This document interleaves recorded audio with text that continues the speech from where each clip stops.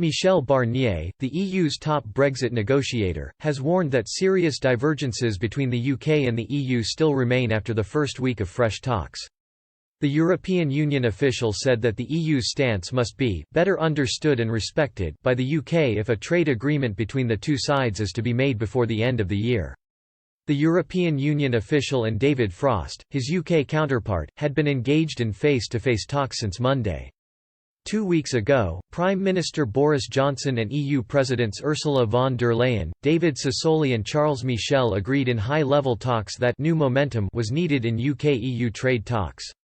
As things stand, the negotiations have faced a number of hurdles and sticking points with neither side agreeing on how to proceed. This new round of talks is therefore meant to be more intense, and both sides are supposed to be more intent than ever on coming to some sort of agreement on issues such as competition rules and farming subsidies. But in a statement issued yesterday, Barnier suggested that little progress had been made in the past 4 days. He wrote, "Our goal was to get negotiations successfully and quickly on a trajectory to reach an agreement. However, after 4 days of discussions, serious divergences remain." The EU negotiator said that Boris Johnson had, over the past few weeks, set out a number of UK demands which he referred to as red lines.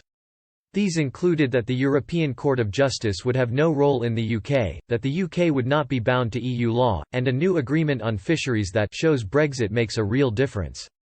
Meanwhile, the EU's demands include robust guarantees for the aforementioned competition rules, referred to as a level playing field, which are intended to ensure fair rules for businesses, a solution for EU fisheries, and effective dispute settlement mechanisms. Barnier claimed that the EU engaged constructively with Johnson's requests, and added, the EU expects, in turn, its positions to be better understood and respected in order to reach an agreement. We continue to believe that an agreement is possible and in everyone's interest. Meanwhile, David Frost's statement on the proceedings seemed a little more positive in comparison.